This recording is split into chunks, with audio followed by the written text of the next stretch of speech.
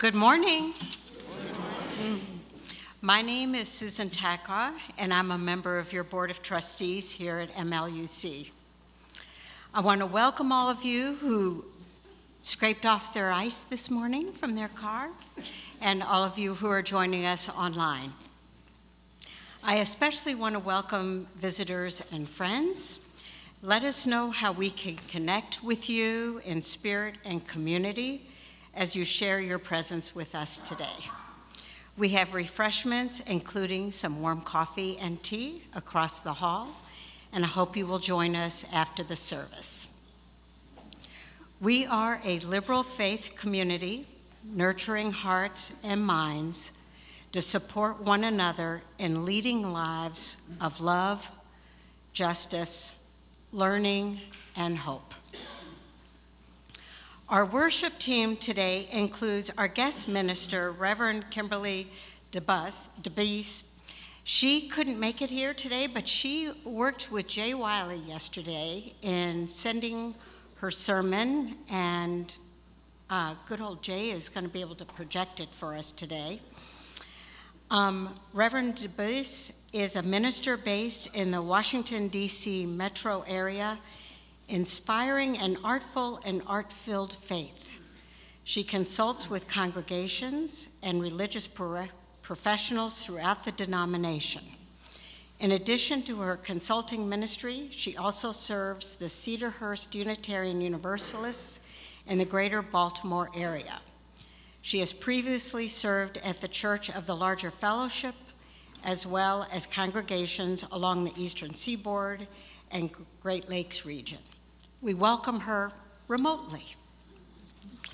We also have our Director of Learning and Family Ministries, Dawn Star Saras Borchelt, leading our Time for All Ages, our Music Director, David Brown, and Jody Brown on piano, and we have wonderful sopranos Caitlin Watterson and Genevieve Rao, and our fabulous, wonderful MLUC choir. And Tracy Simpson is our worship associate. So now kindly silence your electronic devices, and then let us join together in affirming our mission statement. Together, we transform lives through love, service, and our welcoming faith.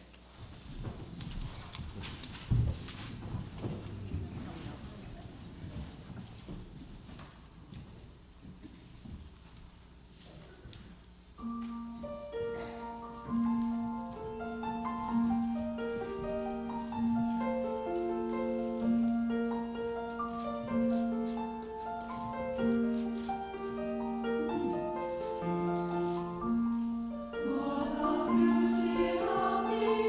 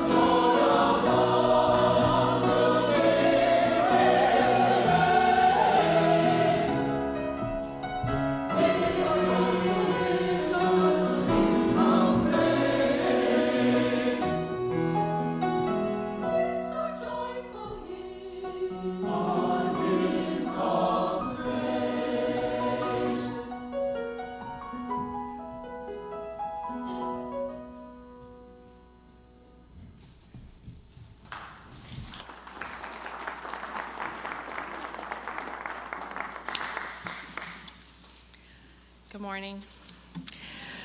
For our chalice lighting today, the words of Gretchen Haley. We have already missed too much beauty, our minds so mixed up with multitasking, toggling back and forth between hope and fear, worry and wonder. The sun rises with an insistent light, and the morning breaks with the promise of the holy, disguised as babies gurgling, dogs groaning, and the flame that is kindled week upon week with promises to love and to serve and to dwell together in peace. All that this day asks is that we risk showing up with our eyes open, that we might bear witness to the whole of life, the stories we ourselves carry, the things we might have tried to forget. To let in this much love and this much grace, to know ourselves a part of this possibility, to remember and to forgive, to heal and to be better. Come, let us worship together. Now please rise in body or spirit and join us in hymn number 44, We Sing of Golden Mornings.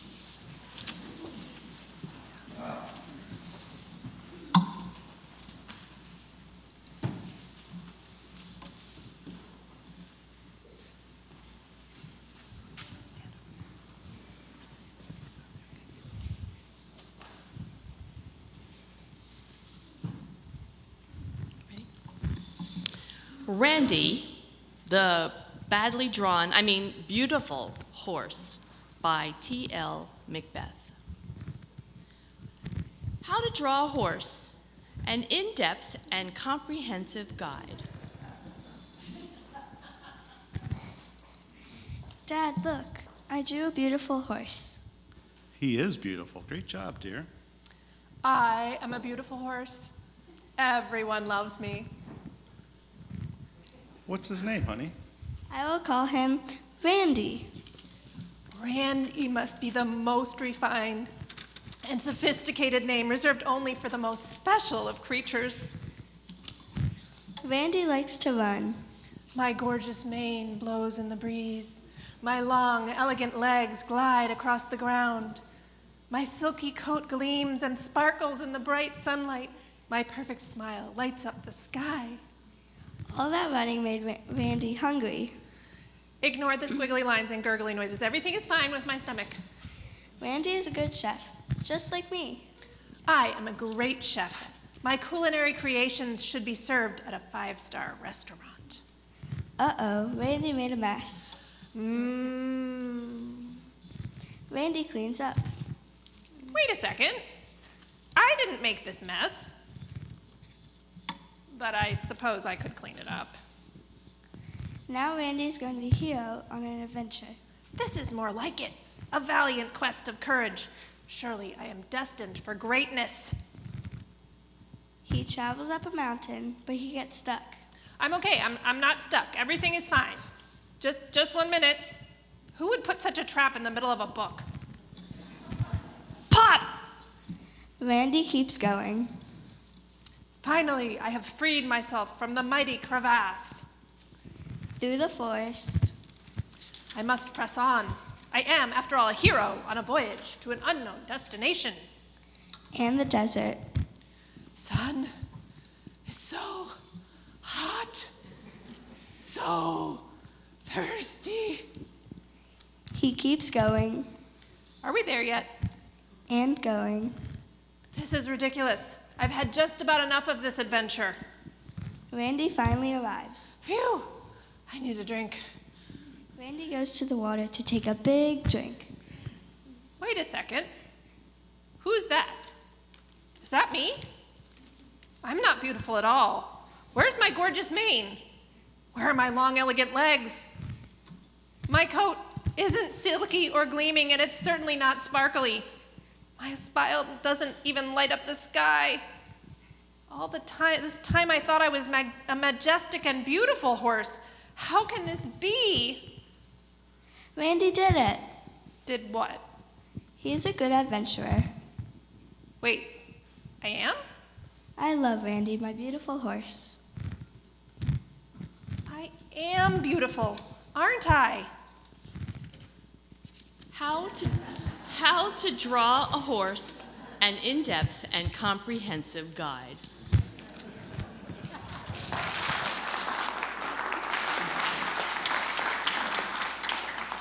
You want to say the children? Yeah. Okay. Now, please meet me in the atrium.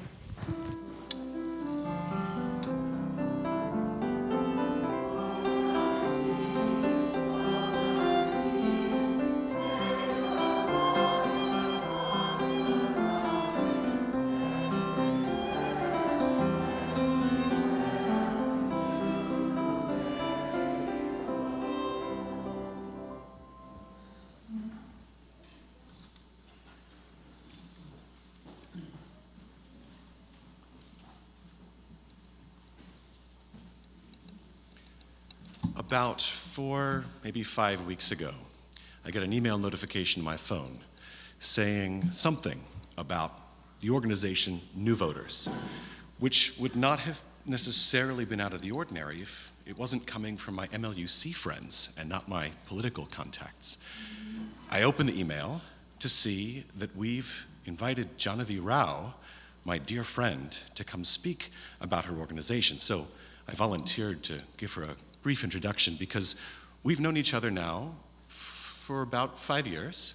When we worked, maybe 6 years, we worked together on a state legislative campaign. She was my deputy campaign manager at 19 years old. Is that right?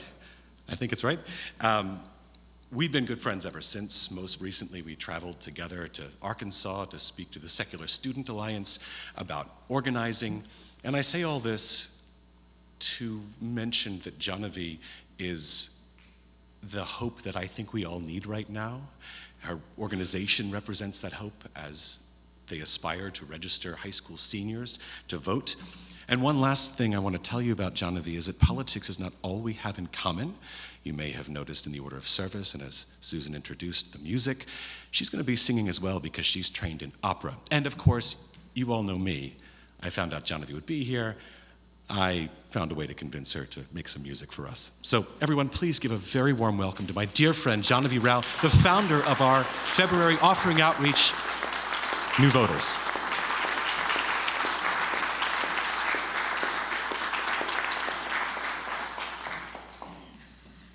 Thank you so much, David, for that incredibly kind introduction, and thank you all so much for having me here today. It is truly an honor. I grew up down the street. Actually, we hosted an event for the candidate that that David was campaign manager for here on a day that was torrentially pouring, but it's still just as beautiful and just as much of a safe haven from the storm as it was then. So, when I was 16, I was, preparing to sing in our school's musical. I went to Conestoga High School. If any of you are in the TE school district, yes, Stoga Tall. And I remember sitting when I was 16, I was getting ready to audition for our school's musical. I was a junior in high school, and I felt helpless. I remember sitting on my couch and watching the results of the election and colors on a screen and numbers and knowing I was not part of them. I walked into school the next day and I talked to my friends on both sides of the aisle, and the resounding opinion from even students who I thought would be happy with the results of the election was, this was the most talked about event of our entire lives, and it feels like we have absolutely no say. We went to our local representative and we said, we're 16, we want to get involved, we care about the climate, we care about guns, what can we do? And they said, come back when you're 18 and old enough to vote. However, I wasn't going to be old enough to vote until after I graduated from college. I'm a Gemini, my birthday is in late May. So I remember talking to the folks in the grade above me who had posted these long thesis-length posts on Facebook about the election and asking them if they had voted. And many of them hadn't. And my first reaction was, this is so frustrating. I would have done anything to be able to vote, and you didn't. But then my second reaction was, these people care about the country and the world as much, if not more, than I do, and they still didn't vote. So where is that disconnect? So that's why I started New Voters as a small high school club to register our senior class to vote. And in around 3 days, we registered 85% of our senior class to vote. Thank you. I'll still take it. Thank you. 8 years later, that still remains one of the most fulfilling and meaningful experiences of my life, so I'll take it. So from then, we ran a registration drive, and we started to get a little local press, and other schools in the area across Pennsylvania started to reach out. And then in February of my senior year, the tragedy at Parkland happened. And there was this outpouring of energy and honestly desperation from young people to have a say on the decisions that impact us the most, regardless of party. And that's when we started to grow further than Pennsylvania and across the country. And over that summer, we became a national 501c3, and now I led it through college, and now 9 years later from that election, and 8 years later from starting that high school club, New Voters is my full-time job. We are a national 501c3 in over 500 high schools across the country, dedicated to empowering high school students to find their voice in politics and be heard and prioritized on the decisions that impact them the most. But our work is far from over. 4 million students graduate from high school every single year, and almost every single one of those 4 million students are eligible to vote. High school students alone, not including all of Gen Z, just high school students have the power to safeguard our country, our democracy, and our future, but only if we invest in them. Together, every year, those 4 million students graduate from high school, and together, they can recognize their power at the ballot box long before they're able to cast a ballot. They can create a future that prioritizes them and the decisions that impact them the most. And they can recognize, and we all can recognize, that change does not only happen every 4 years, but rather every single day in our community as we step up as leaders. I'm very, very grateful to be back here in Chester County, where I grew up, where New Voters started, where we run drives in almost every single high school every year. Though if you are a person or have someone at a high school that would be interested in working with us, we'd love to have you, and I'd love to talk to you. This work is not just every 4 years. It's year-round. There's, in fact, in Pennsylvania, multiple elections coming up this year, local and statewide. There's the Supreme Court election, where 3 Supreme Court seats are up for re-election, as well as in 2026, as you probably know, the House of Representatives, everyone in the House is up for re-election as well. So I hope to talk to you all afterwards, and I'm very, very grateful for the opportunity to speak to you all today. Let's make sure that high school students and young people are heard and prioritized in our government. Thank you so much.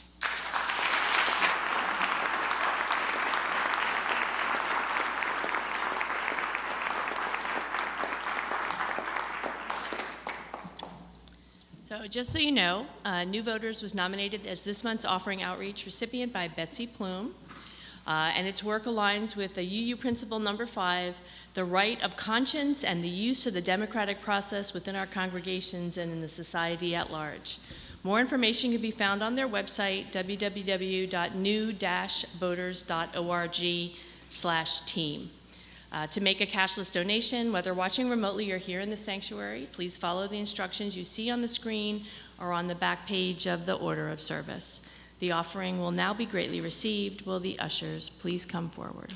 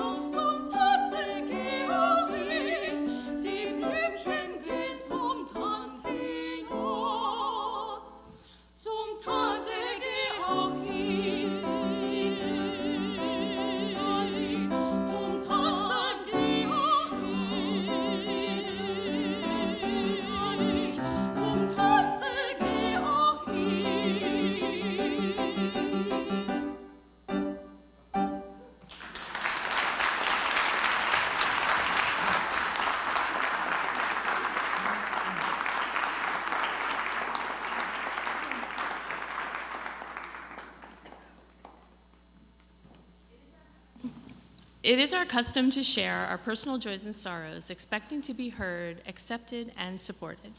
Candles of Community is our ritual of personal sharing and support. After each candle is lit, please join me in saying, "We hold you in our hearts." Well, today is a very special day because our two joys that we have are so close to home. The first, this morning, we are lighting a candle of joy for our own Jody Brown, who is celebrating her 69th birthday today.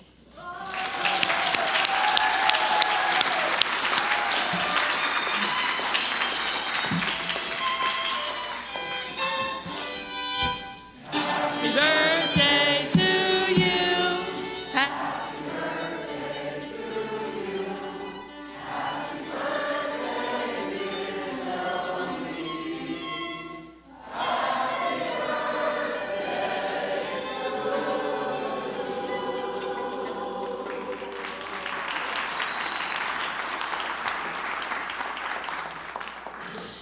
So David said, while it's technically not a milestone birthday, let's just ask ourselves, what would our Sunday mornings be like without Jody? Right? So anyway, for every Sunday we are privileged to hear her music. That's a milestone for us. For Jody, her family, and our MLUC family, we hold you in our hearts. and one for myself today. I would like to light a candle of pride and joy for my son Shane, who was accepted to Rensselaer Polytechnic Institute for the fall of 2025.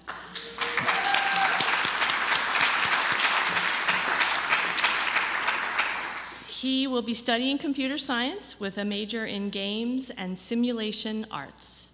For Shane and our whole family, we hold you in our hearts. And for all joy and sorrows, too unspoken or too deep for words, we light a candle and hold you in our hearts. So today, a reading called Beauty by David White.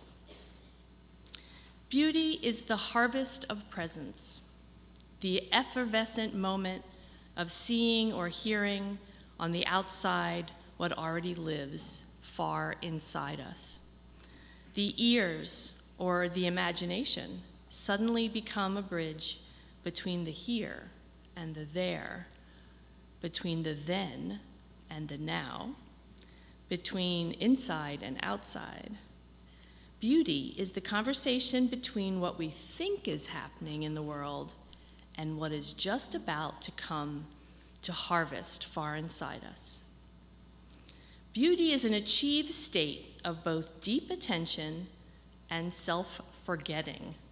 The self-forgetting part of seeing and hearing and smelling or touching that erases our separation, our distance, our fear of the other. Beauty invites us through entrancement to that fearful frontier between what we think makes us and what we think makes the world. Beauty especially occurs in the meeting of time with the timeless, the passing moment framed by what has happened and what is about to occur, the scattering of the first spring apple blossom. I can't wait for that. The turning, spiraling light of a curled leaf in the falling light, the smoothing of white sun-filled sheets by careful hands setting them to air on the line, the broad expanse of cotton filled by the breeze only for a moment, the sheets sailing on into dryness, billowing toward a future that is always beckoning, always just beyond us. Beauty is the harvest of presence. And now, Reverend Kimberley Debus, A Sense of Beauty.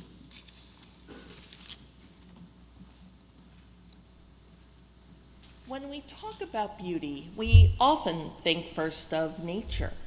It's easy to do even in these winter days. There is a beauty to the barrenness of trees, reminding us of the cycle of life. Waking up this morning to the twinkle of ice on the branches was also beautiful, even if it kept me from being physically with you this morning. I often think that nature's role is in part to remind us that beauty exists, and it certainly does do that. But nature isn't the only thing that is beautiful. Beauty and our sense of it is deeper, bigger, almost too intangible to define. And so the philosopher George Santayana tried to define beauty in 1898, and he spilled a lot of ink trying. Santayana focused on the aesthetic of beauty and endeavored to separate it from psychology and religion, somewhat poorly in my opinion. Yet along the way, he landed on this definition written in the gendered language of his day. Beauty is a value that is not a perception of matter of fact or relation. It is an emotion, an affectation of our volitional and appreciative nature.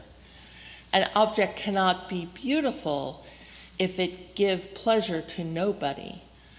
A beauty to which all men were forever indifferent is a contradiction in terms. The value is positive. It is the sense of presence, of doing something good, or of its absence. So according to Santayana, something is beautiful if we appreciate it, if it appeals to us.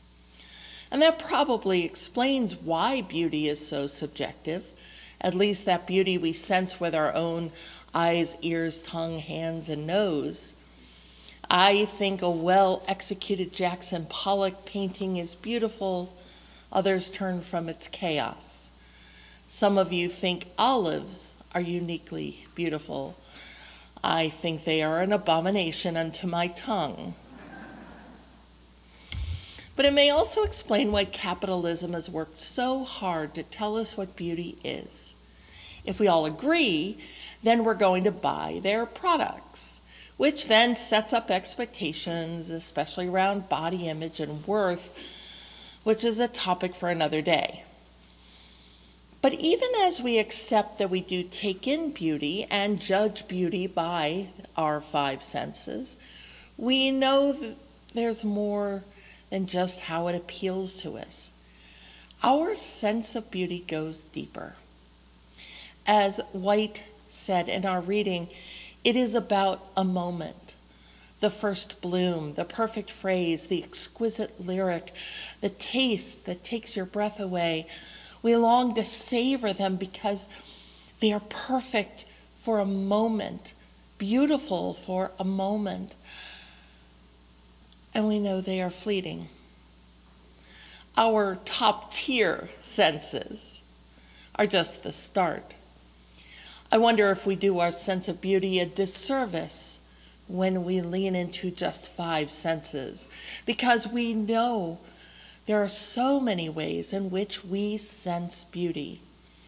Each of those top tier senses is more complex.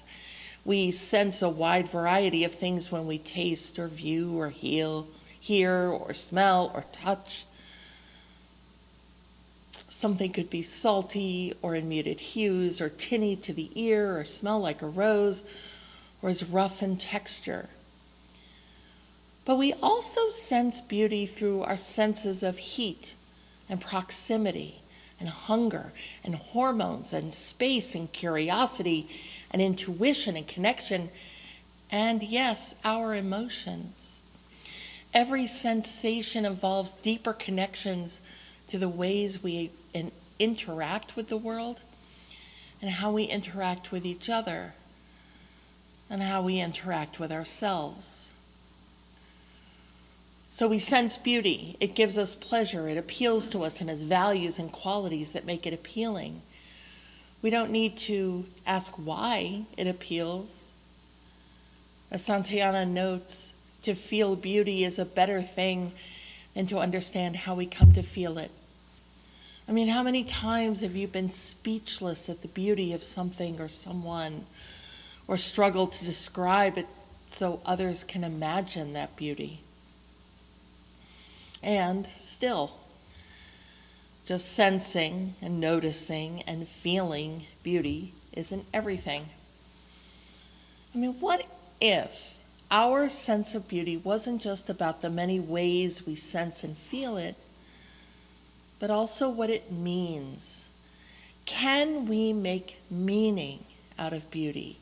Can we discern our work in the world through beauty? What if our sense of beauty led to something more holy? One of my favorite examples in universalism is the one Hosea Ballou offers to explain how God's love works. Ballou asks us to consider the child that has fallen into the mud. Of course, you clean them. But do you love the child because you cleaned them? Or did you clean them because you love them? So, following that, is something beautiful only something that's been cleaned or made presentable or gone through a makeover? Or do you see the potential underneath the grime, underneath the oppression, underneath the trauma, underneath the poverty, underneath all that keeps that child from shining all that the world's mud has caked onto them? Now, you might argue that it's empathy or compassion that leads you there, and you wouldn't be wrong. But I wonder if it is our sense of beauty that helps us be empathetic and compassionate, that we sense the beauty of a human being, a gentle tear, a soul crying for solace, a body aching for healing, a spirit longing to be free, and more. I wonder if it is our sense of beauty that sparks hope. I believe that a sense of deep, below the surface beauty, as subjective and volatile as it is actually the driving force for our work in the world. If we were a Christian church, I'd suggest that it's the thing in us that remembers the beauty of the unfallen Garden of Eden and the driving forces to make the will of God on earth as it is in heaven manifest. But maybe that's not so far off. If instead of thinking about a perfect garden that we lost when Adam and Eve were banished from the garden for eating from the tree of the knowledge of good and evil, what if we were to think about it like this? We can imagine the beloved community, what things would be like if we actually managed to love the hell out of this world, if we drew the circle of love so wide we didn't need a circle anymore. We can imagine, as John Lennon suggests, all the people living life in peace. Maybe that's the new Eden we long for. And it's not a bad way to think about and understanding our, and that's not a bad way to understand our sense of beauty. We can harness it as the driver of hope for a better future, the thing that compels us to goodness, the glimmer, the moment, the beauty that makes our work worthwhile and helps us maintain hope. So I'll put on my armchair history nerd hat to give you a couple examples of what I mean. In the closing years of the Cold War, the nation of Estonia was able to win their independence from the USSR, thus starting the mass exodus and the crumbling of the Soviet Union. This small Baltic country has a massive culture of singing in families, in schools, churches, but also in the streets, in organizations, in pubs. Anywhere people gather, they sing. Estonia maintains the largest collection of folk music in the world, and to celebrate their music, they've been holding a song festival every 5 years or so since 1869. Not surprisingly, and as we might know if we remember our history and our present, part of the aim of the Soviet Union was to turn everything they conquered into Russian things. So native histories, culture, language, even music were banned, taken over by Russian music and history and culture and language. The song festival called Lalapidu was excised of Estonian songs and filled with Russian propaganda. Now this went on from 1945 to the 100th anniversary of the festival in 1969, when they allowed in one Estonian song, which had been traditionally sung at the end of Lalapidu, a song whose lyrics were taken from a poem by Lydia Koidula that is central to their identity. It is as central to them as Emma Goldman's words, "Give me your tired, your poor," are to us. Muisa ma on minu arm, or Fatherland is my love, was sung to the over 100,000 people who gathered in Estonian, not Russian, composed by a beloved Estonian musician, Gustav Ernesaks. And it will be sung for you now by our choir.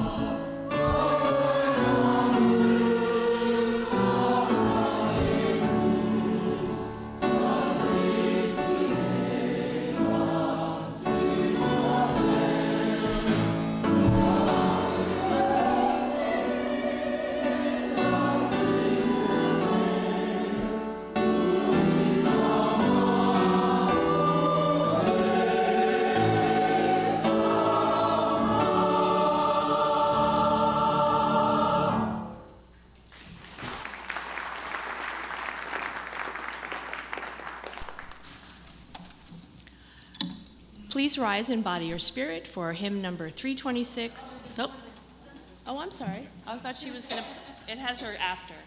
In that one beautiful moment, the Estonians heard the beauty contrasted against the militaristic starkness of the Russian program. They heard glimpses of their national heritage, their language, their melodies, their music, their hearts. Because of the beauty of this one song, and not just its loveliness, although it is indeed lovely, but the hope intrinsic in that beauty, Estonians remembered who they are and whose they are. Slowly, they reclaimed the beauty of their identity. And once Gorbachev loosened free speech regulations in the late 1980s, Estonians, predictably, spoke out and began fighting for their freedom. But more, they didn't just speak out. They sang out. Everywhere they greeted Russian troops with a smile and a song. They sang to these soldiers, these people meant to destroy them with tanks and guns. And the soldiers, too, would sense the beauty of these songs, these words, these people. And over again, there would be no bloodshed. In 1991, they were the first of the Soviet nations to become independent. As another former Soviet country is battling again under the presumption of the Russian right to ownership, we see again that amidst the fighting and destruction and war crimes being perpetrated against the Ukrainian people in this protracted invasion, the Ukrainians are finding ways to hold on to their identity through images and songs, many of which are coming through as TikTok collaborations and Instagram posts. But still, we see the beauty of this country and these people, and our compassion extends to them. This came into stark focus in May of 2022, just a few months after the invasion, at the 56th Eurovision Song Contest. Now, for the uninitiated, Eurovision is a song contest where European nations bring their best songs, as chosen by each country, to compete on the world stage. Over the years, winners have highlighted the best of each nation's culture, their best songwriters, and sometimes have spawned careers like for ABBA and Celine Dion. Sometimes they have just been fabulous, with spectacularly over-the-top music and costumes and performances. The Eurovision finalists receive two combined scores, the jury scores from each nation, the experts, and the combined public vote. In this year, 2022, there were some actually really good songs in the final, including Ukraine's, which landed in the top 10 of the jury score. And then the public vote came in with a record-smashing 95% of the public vote. The people saw the beauty of these singers from a war-torn country. They voted for a song, by the way, by the Kalush Orchestra, sung in Ukrainian, with wild costumes and instruments that recalled images of Ukrainian art and culture. You'd expect the song would have been some sort of pro-Ukraine protest anthem, but instead it was a song, a lullaby even, about the composer's mother, Stefania. In the song, which combines rock and rap and Ukrainian lullaby, the people sense the beauty that this group was reminding the world of. That despite the war and despite the horrific nature of this invasion, there was still beauty worth fighting for. And the people responded. Ukraine won. And then the band members went back to their country to redon their uniforms and go back to the fighting. But the Ukrainian people kept responding, and late that fall, the band realized that the song had become a beacon of hope for the people of Ukraine. And so they released a special video, this one with images from the war still raging around them, with reminders that love and hope and beauty still exist. A sense of beauty doesn't mean the hard work is done. It means the hard work is worth doing. It means the hard work isn't in vain. We need that message more than ever. It is so hard to see beauty when so much is being pillaged and ravaged in our nation right now. Remember what White says, that beauty is an achieved state of both deep attention and self-forgetting. The self-forgetting of seeing, hearing, smelling, or touching that erases our separation, our distance, our fear of the other. Beauty invites us through entrancement to that fearful frontier between what we think makes us and what we think makes the world. Bringing beauty, finding beauty, sensing these moments of beauty matters. It is part of the joy we must hold on to as an act of resistance. If we are to actually resist tyranny, if we are actually to offer comfort and safety for the most vulnerable, if we are actually to draw the circle of love wide, if we are to actually turn our world away from hatred and destruction and embrace thriving and creation, if we are to actually build the beloved community, we have to continue and exercise and hone our sense of beauty, because that is what will win in the end. I invite you now to rise in body or spirit and sing a hymn of beauty, number 326, Let All the Beauty We Have Known.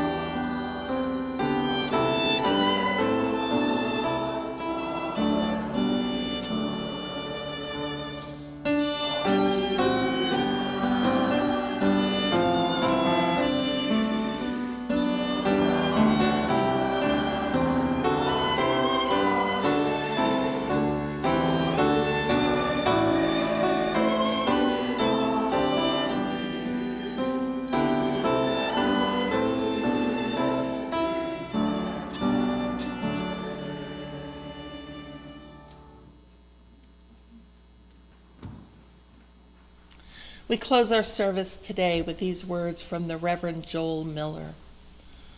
Let our lives be a prayer that waters dry souls, mends broken hearts, refuses to be terrorized, seeks this world's beauty, and carries us through its storms. Go in love, go in joy, go in peace. Amen.